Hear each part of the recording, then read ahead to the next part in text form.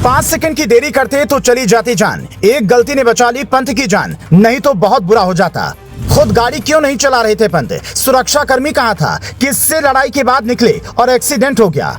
Team की meeting में हुआ था बवाल, टीम में से बाहर होने पर थे नाराज। एक्सीडेंट वाली जगह जबरन गए पंत।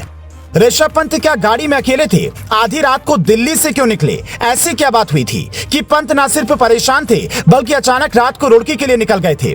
48 घंटे में कई तूफान एक साथ आए, पंत को अपने साथ ले जाना चाहते थे, पर संयोग कहिए या किस्मत, ऐसे एक्सीडेंट के बाद कोई बचता नहीं है। पर आज चमत्कार हुआ। एक्सीडेंट कैसे हुआ ये तो जांच का विषय है, पर हम जो आपको बताने वाले हैं वो आपको हैरानी में डाल देगा।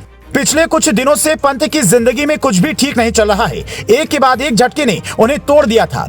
कई रिसर्च में दावा किया जाता है कि इंसान अपनी परिस्थितियों के बारे में सोचते हुए गाड़ी चलाता है तो एक्सीडेंट के चांस 80% बढ़ जाते हैं। हमारे पास पुख्ता जानकारी है कि पंत अपने घर 29 की रात को नहीं बल्कि 30 की रात को निकलने वाले थे ताकि मां को वो सरप्राइज दे पाएं। पर अचानक 29 की रात को ही दिल्ली से रुड़की निकलने की पीछे की वजह क्या हो सकती है? बीसीसीआई ने 2 दिन पहले उप कप्तानी, वनडे और T20 से जगह चुनी थी, लेकिन उसके भी 4 दिन पहले एक घटना हुई थी जिस पर शायद आपकी नजर पड़ी हो। बांग्लादेश और भारत के बीच आखिरी टेस्ट के तीसरे दिन शाम को भारत के धड़ाधड़ विकेट गिर गए। कुछ ओवर ही बचे थे, पंत को बैटिंग करने आना था, लेकिन वहां कुछ ऐसा हुआ जिसका जिक्र करना यहाँ जरूरी है।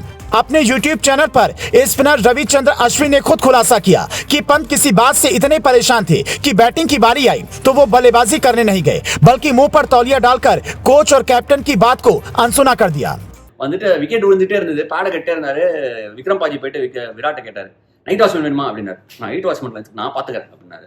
ரிஷப் பண்ட் என்ன சொன்னாரு, அப்படியே அவர் என்ன பண்ணாரு, ட்ரெஸ்ஸிங் ரூம்ல ரிலாக்ஸ்டா அப்படி டவலை மண்டை மேல போட்டுட்டாரு. அப்படி போட்டு அப்படியே உட்காந்துருப்பாரு. அது மேட்ச் பார்க்க கூடாதுனா இல்ல ரிலாக்ஸ்டா இருக்கணும்னா இல்ல அவர் போய் நான் பாத்துக்கிறேன் அப்படின்னு இருக்கிறதா, வெட்டு 1 துண்டு 2ன்னு பாக்குறதான்னு தெரியல. அவரை கேட்டாரு விக்ரம் நைட் வாட்ச்மேன் வேணுமா அப்படின்னு. இன்னைக்கு நைட்டு முழுக்க வாட்ச்மேன் தான், நான் நாளைக்கு போய் ஆடுறேன் அப்படின்னு. அந்த டைம்லயே அவ்வளவு நர்வஸா டே ஆடுங்கடா அப்படின்னு சொல்லி இந்த பக்கத்துல நான் நர்வஸா மேட்ச் பார்த்துட்டு இருக்கேன். அப்போ ஒரு ஜோக் அவரால் கிராக் பண்ண முடிஞ்சு. அவர் கேட்டார், உனக்கு விராட் வேணான்ட்டான், உனக்கு நைட் வாட்ச்மேன் வேணுமா அப்படின்னாரு. இன்னைக்கு நைட்டு முழுக்க எனக்கு வாட்ச்மேன் தான் வேணும், நாளைக்கு ஆடிக்கிறேன் அப்படின்னா. அவர் ஒண்ணு கேட்டாரு, ஜெய்தேவ் உன்னட்கட் மட்டும் தான் இருக்கான், வேற யாரும் அனுப்புறது? तो आश भाई अनुपुंगा, तो अवन अनुपुंगा, तो इवन अनुपुंगा, नाले काल पोईक्रे। जब एक्सीडेंट के बाद पंत गाड़ी से बाहर निकले तो उनके शरीर पर कोई जैकेट या स्वेटर नहीं था। एक वीडियो में देखा जा सकता है कि वो जमीन पर बिना कपड़े के ही पड़े हैं और उन्हें उठाने की कोशिश की जा रही है। दरअसल दावा किया जा रहा है कि कार का शीशा तोड़ा गया और उन्हें बाहर निकाला गया। 5 सेकंड की देरी होती तो पंत कभी बाहर न निकल पाते, क्योंकि एक्सीडेंट के 2 मिनट बाद ही करोड़ों की मर्सिडीज कार जलकर खाक हो गई। ऋषभ पंत को बैंगलोर एनसीए की रिहैब में ले जाना था। साल 2022 में पंत के ऊपर एक काल था जिसका सीधा संकेत आपको यहाँ मिलेगा। पंत की राशि है तुला और तुला राशि के लिए 30 दिसंबर बिल्कुल भी ठीक नहीं होने वाला था। राशि के मुताबिक तुला राशि के जातकों को शरीर के पिछले हिस्से पर चोट लगेगी और पंत को वहीं सबसे ज्यादा चोट लगी। कहते हैं कि जो लिखा है वो होगा और ठीक वही होगा। ऋषभ पंत के लिए साल 2022 सबसे बुरा साल था और जाते जाते रंग भी दिखा गया।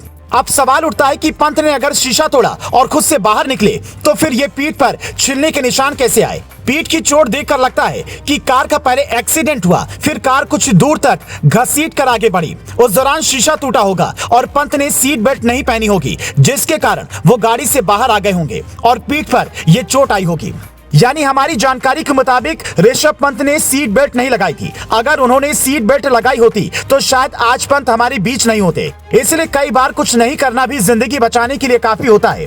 पंत मर्सिडीज कार में बैठे थे। उस कार में ड्राइवर के 3 तरफ से एयरबैग खुलता है, यानी चोट लगने के चांस कम होते हैं। पर यह हैरानी की बात है कि चोट शरीर के अगले और पिछले हिस्से पर साथ कैसे लगी? कार की स्पीड 150 से ज्यादा थी, ऐसा दावा किया जा रहा है। हैरानी की बात है, जब उसका भयानक एक्सीडेंट हुआ उस वक्त कुछ लोग कार से बाहर निकलकर पैसा इकट्ठा करने लगे और कुछ लोग पंत का वीडियो बनाने लगे। सुबह 5 बजे का वक्त था, इसलिए उन्हें अस्पताल पहुंचने में भी काफी देरी हुई। कुछ भी पंत के साथ नहीं था, बस भगवान के आशीर्वाद से वो बच गए। एक तरफ इंसान 4 लाख रुपए बटोर रहा था तो दूसरी तरफ भारत के शानदार खिलाड़ी ऋषभ पंत को बचाने 2 युवक भगवान बनकर आए और उन्होंने पंत को सबसे पहले एक लोकल अस्पताल में पहुंचाया। वहां से पंत की जिंदगी मौत से लड़कर दोबारा लौट आई। Bureau report, global Bharat TV.